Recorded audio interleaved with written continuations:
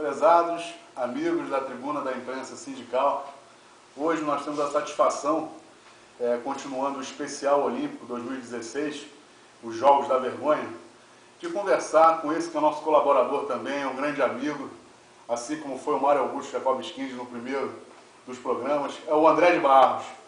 André de Barros é um camarada também aqui carioca, também nasceu aqui no Rio de Janeiro, não é isso, André? Eu, por exemplo, nasci ali na rua de Riachuelo, na Ordem Terceira do Carmo, sou ali da Lapa, cara, nasci ali, quer dizer, eu não sou dali, nasci ali. Você nasceu aonde aqui no Rio, cara? Eu sou nascido e criado no Leme, mas eu tenho vários bairros no Rio de Janeiro. Eu fui da bateria do Império Serrano 25 anos, fui muito para Madureira na minha vida, porque eu era fominha de bateria, aquele negócio que tu é fominha, eu ia 3, 4 vezes por semana para Madureira. Santa Teresa também é meu bairro, Copacabana está na palma da minha mão, o Maracanã também é a minha casa, eu fundei a maior torcida organizada do Botafogo, tinha até uma sala dentro do Maracanã, tinha até a chave. Aquela velha salinha do velho Maracanã, eu tinha uma sala lá eu tinha a chave, o Maracanã era a minha vida, acabaram com o Maracanã. Na época era a Falange Rubro-Negra, não sei se você lembra, eu participei muito da Falange Rubro-Negra. Era até um dos amigos meus do colégio São Vicente de Paulo, aqui no Cosme Velho. Então eu tenho vários bairros no Rio de Janeiro, mas sou nascido e criado no Leme. Um bairro sensacional. 92, quando a grade estourou, você estava lá também, não estava? Como é que foi aquilo lá? Você saiu chateado porque o Flamengo saiu campeão naquele dia, mas como é que foi para você, assim, aquele episódio da grade? Nós estamos nos Jogos Olímpicos, que foi uma catástrofe naquele dia, no Maracanã. Foi o segundo jogo da final, Botafogo e Flamengo. Foi 2-2 esse jogo. Isso foi 2-2? O primeiro foi, não quero nem falar quanto foi. O primeiro foi 3-0 Flamengo, o segundo jogo foi 2-2.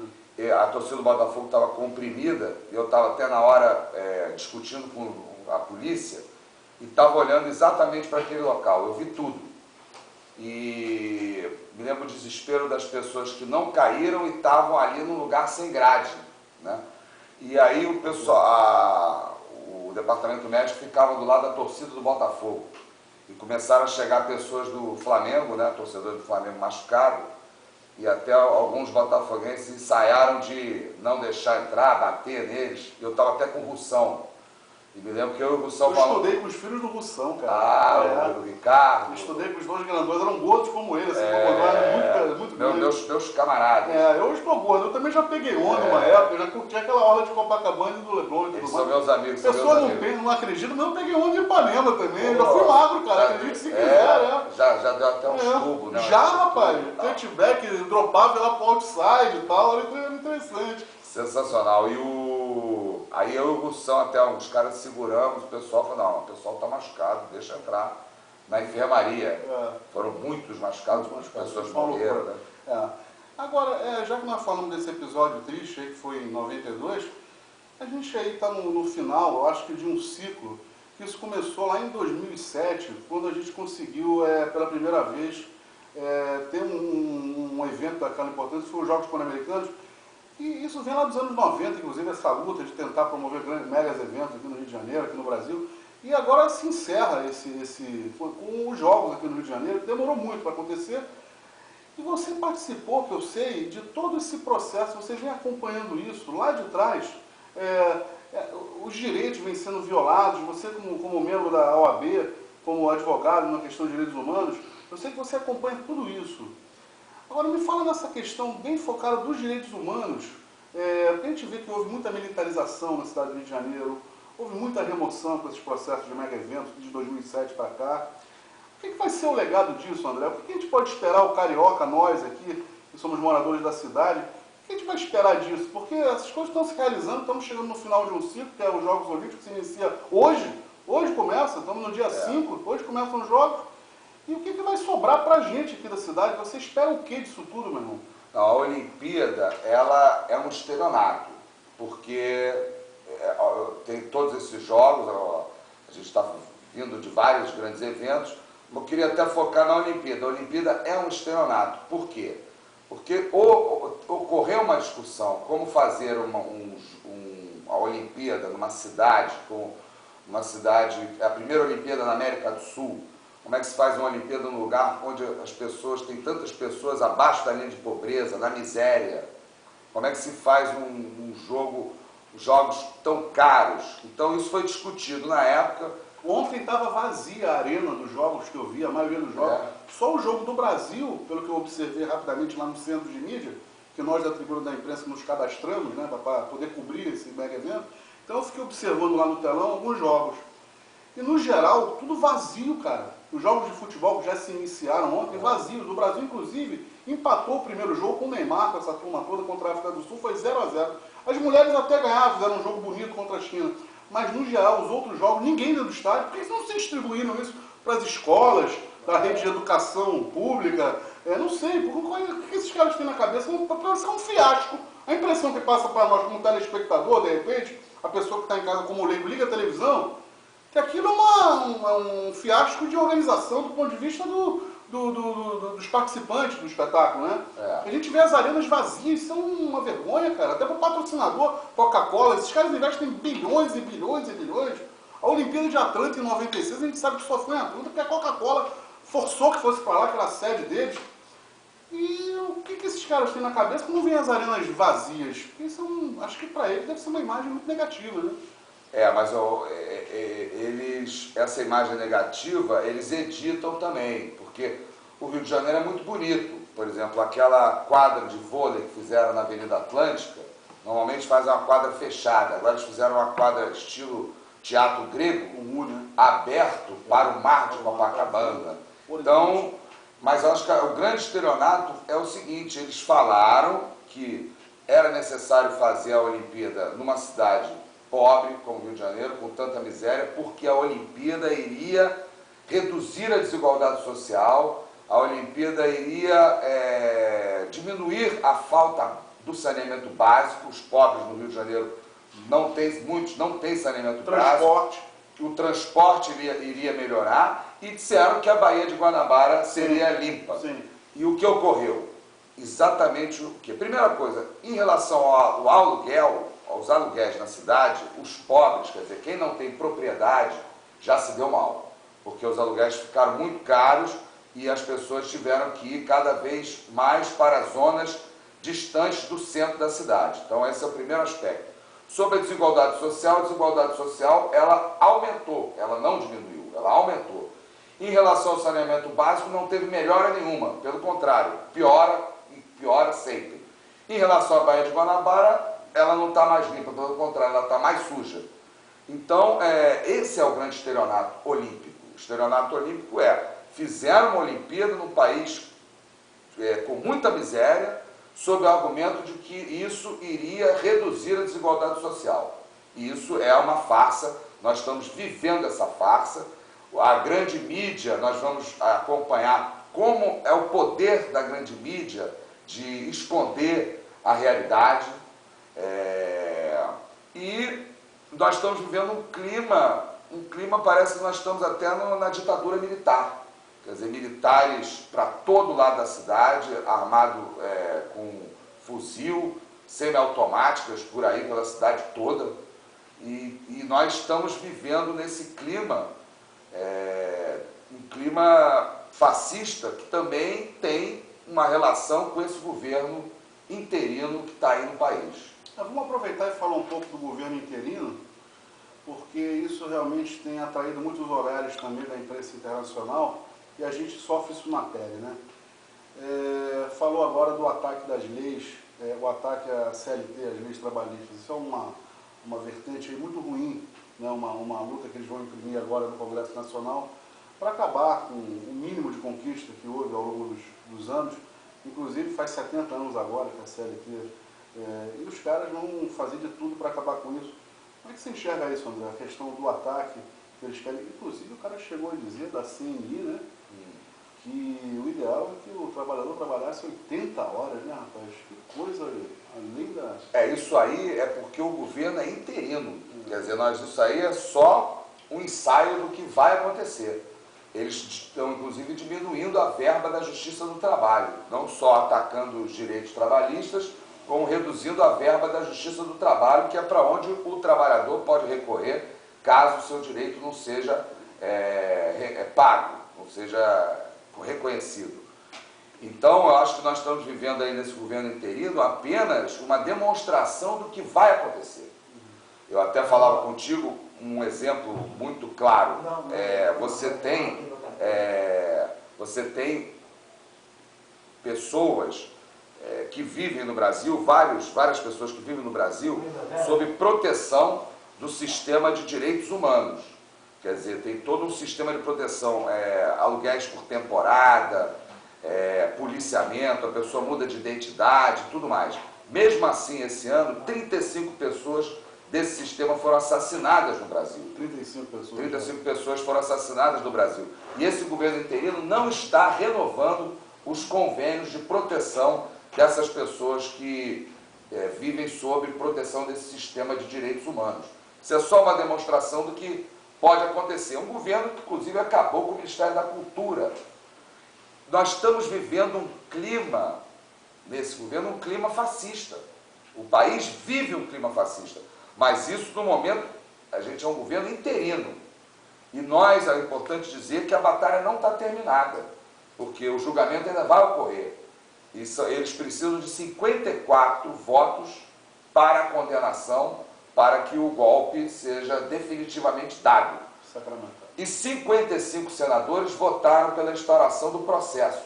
Sim. Portanto, não é tão difícil barrar esse golpe, porque bastam 2 senadores mudarem a posição que não tem o golpe. Então, acho que a gente não pode desistir, as pessoas não têm ideia do que significa. Agora vai a plenário, né? Porque esses que apoiam o golpe, veja só, um golpe onde um dos deputados que teve mais votos no Brasil declara no voto uma homenagem a um coronel torturador do DOI-COR de São Paulo, o coronel Brilhante Ustra, reconhecidamente um torturador, notório torturador. Esse golpe, essas pessoas que estão liderando esse golpe, elas têm exatamente essa mentalidade.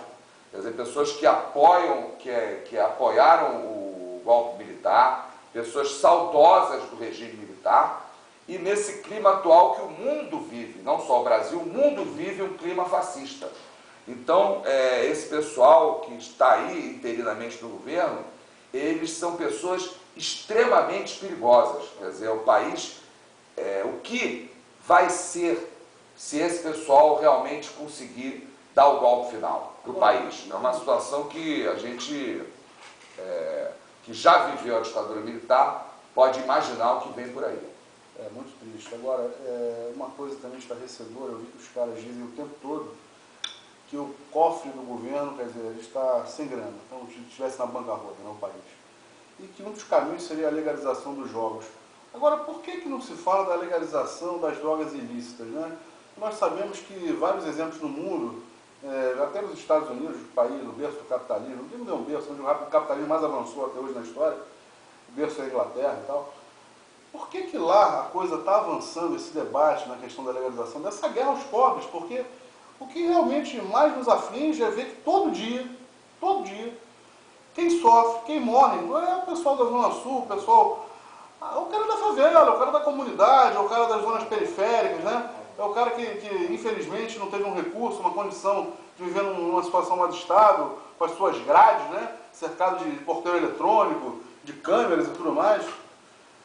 Eu queria saber o que você vê disso, cara, porque a gente precisa avançar não só no debate, você que é o advogado da Marcha da Maconha aqui no Rio de Janeiro, você é nosso colunista, até por isso que nós entendemos no nosso site que esse debate da guerra aos pobres é um debate fundamental para que se humanize a sociedade, para que haja uma condição melhor do trabalhador sair da sua casa durante a manhã e voltar com mais tranquilidade no final do dia. Sem falar que bilhões ou bilhões seriam arrecadados, que poderia ser destinado à saúde, à educação, uma série de situações, já que o governo diz que está passando por problema financeiro. Fala um pouquinho dessa questão para mim, André. Isso aí, na realidade, é um mercado bilionário, são toneladas de drogas que são distribuídas no Rio de Janeiro, e é uma farsa essa guerra às drogas, é uma farsa porque a repressão só está no varejo das favelas onde vivem os jovens e negros. Claro. E como é exatamente a ilegalidade que faz com que haja um monopólio desse produto vendido, quer dizer, é exatamente a ilegalidade que traz o monopólio, e dentro desse mercado existe um mercado tão rico quanto, que é o mercado de armas, de venda, compra e venda de armas e compra e venda de munições. Quer dizer, nas favelas não se faz arma nenhuma, é um mercado de semiautomáticas, de armas muito caras, munições muito caras, e o Estado também entra nesse mesmo discurso, dizendo que precisa ter um armamento mais potente.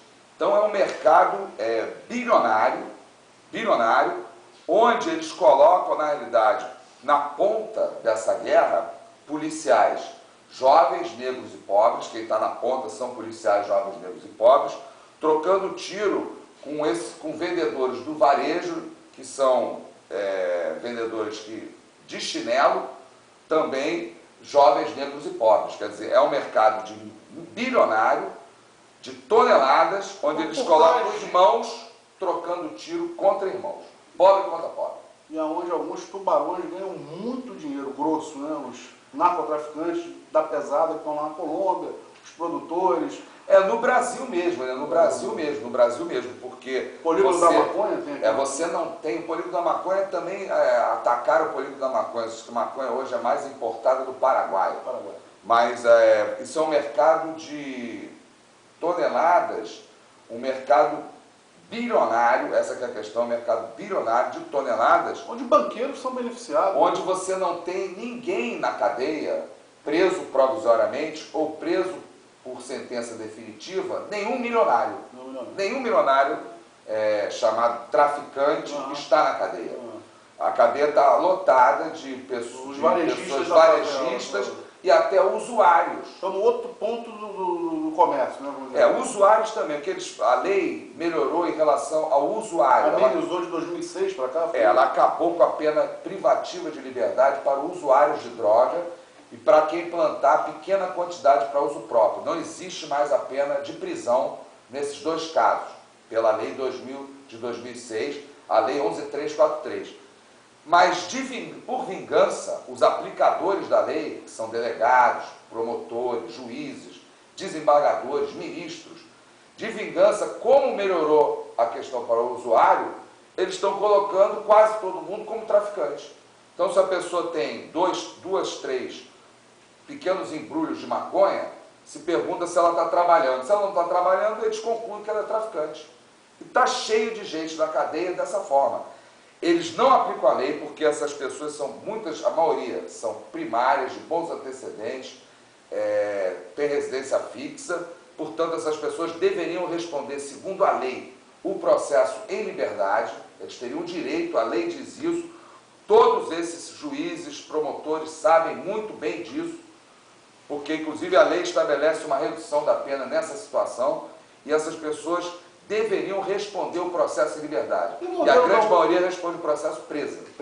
E esse modelo da UPP, cara? O que você fala da UPP? Porque muitos têm se dito que no momento essa coisa está colocada em xeque também, né? A UPP não causou nenhum benefício para a sociedade. Fala um pouco para mim da questão da política de segurança da UPP. Olha só, o Rio de Janeiro é um modelo de violações aos direitos humanos. Todos os direitos humanos possíveis e imaginários são violados no Rio de Janeiro. Direitos econômicos, sociais, civis, políticos, culturais, todos. A UPP é um grande modelo de violação dos direitos humanos. Quer dizer, a polícia militar entra em determinado território e nesse território, até festa, eles precisam pedir autorização à polícia militar, os moradores dos morros, para fazer uma festa. Quer dizer, a polícia militar ali, ela age até como se ela fosse não só a polícia, mas também o Ministério Público, o juiz. Então o Estado só chega lá com o braço armado. Já imaginou se socorresse na zona sul do Rio de Janeiro, a polícia chegasse lá, agora qualquer coisa aqui em Copacabana tem que pedir autorização para a polícia. Se você for dar uma festa, qualquer coisa pedir autorização para a polícia. Então o modelo da UPP é um modelo, na realidade, de violação total dos direitos humanos. E com os Jogos Olímpicos, o que está acontecendo também é isso, né? Uma série de violações dos direitos humanos, né? Sim, os Jogos Olímpicos, até já falei isso, mas é importante sempre repetir, na raiz dele, ele é uma farsa. ele é uma farsa na sua raiz, porque foi isso, foi discutido isso. Como é que se faz uma Olimpíada num lugar com tanta miséria? O Rio de Janeiro é um dos lugares mais desiguais do planeta. Mas tanto isso é verdade, Do planeta. que o pessoal vai para a rua, o cidadão contribuinte eleitor, protestar contra a tocha. A gente tem visto uma série de manifestações aqui no Rio de Janeiro, em todo o Brasil. Se intensificou muito esses dias aqui no Rio. Ela está passando agora pela Zona Sul, termina hoje, vai entregar hoje lá no estádio, agora à noite vai ser a abertura e amanhã começam os jogos. Então, a manifestação popular é muito negativa para os organizadores também. Ao mesmo tempo que o Rio de Janeiro é um dos lugares mais bonitos pela sua beleza natural e um dos lugares mais miseráveis por falta de saneamento básico, o Rio de Janeiro tem uma população historicamente aguerrida, uma população politizada, uma população rebelde, a natureza do Rio de Janeiro, do carioca, tanto que não foi à toa que tiraram a capital daqui. Claro. Tiraram a capital daqui, isso não é à toa. O Palácio do Catete era o foco, onde as grandes reivindicações nacionais convergiam, os sindicatos, os estudantes iam ali para a porta do palácio e a pressão realmente acontecia. E aqueles palácios, aquela distância lá em Brasília, foi o que a coisa era para se distanciar realmente. A ideia... Não, exatamente, era distanciar o poder. E isso foi discutido quando a capital foi retirada do Rio de Janeiro para Brasília. Foi discutido exatamente isso. O JK tinha também como missão... Não, isso foi debatido, porque o Rio de Janeiro era um lugar onde os governos viviam sempre numa situação de instabilidade. Outro governo farsante esse do JK. Você tem uma visão também nesse sentido? Olha só, favoreceu a indústria automobilística. Em relação aos aspectos civis e políticos, o JK ele veio num momento que o Brasil, até aproveitar para falar também sobre a ditadura do militar.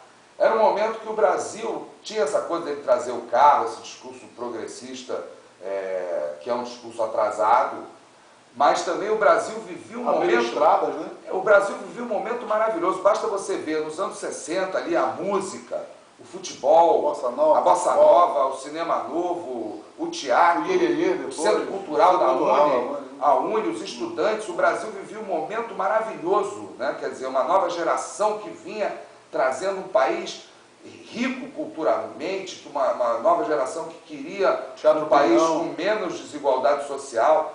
Então isso, veja só que desgraça que foi para o Brasil a ditadura militar. A ditadura militar veio e caçou uma geração, não caçou uma ou duas pessoas, caçou uma geração altamente talentosa, né? O talento do cinema novo, da música, o futebol, até o futebol vinha rico. Então a ditadura ela veio e cerrou isso tudo. Ceifou isso tudo. Foi um atraso para o Brasil, foi um retrocesso para o Brasil. E é isso que nós estamos vivendo hoje. Esse governo interino, ele significa isso futuramente. Seria a ditadura da toga? Também. Mas até quero dizer, até dar um exemplo, que nós estamos aqui falando na tribuna da imprensa, quando eu falo sobre isso, eu gosto sempre agora de falar... sindical, porque a tribuna da imprensa tem lado. Sensacional. E nós imprimimos o nome sindical para mostrar que a nossa luta é em defesa dos trabalhadores. Maravilha. Para ficar muito claro, a Rede Globo tem lado, nós também temos lado.